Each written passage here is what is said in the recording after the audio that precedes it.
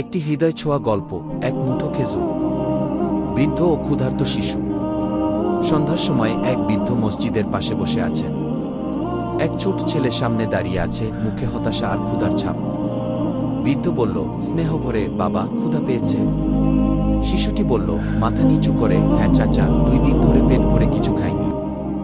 বৃদ্ধ কাঁপা কাঁপা হাতে তার ছোট ব্যাগ থেকে এক মুঠো খেজুর বের করেন। বৃদ্ধ শিশুর হাতে খেজুর দিয়ে বলল, নবীজি সাল্লাল্লাহু আলাইহি সাল্লাম বলেছেন, একটি খেজুর দান করলেও আল্লাহ তাকে জান্নাতে পুরস্কৃত করবেন। শিশু কাঁদতে কাঁদতে বলল, কিন্তু চাচা, আপনি তো নিজেও ক্ষুধার্ত। বৃদ্ধ হালকা হেসে বলল, বাবা, হয়তো আমার এই ছোট দানটাই আল্লাহর রহমতে আমাকে জান্নাতে নিয়ে যাবে। শিশু খেজুর খেতে শুরু করে আর বৃদ্ধ তৃপ্তির হাসি দেন।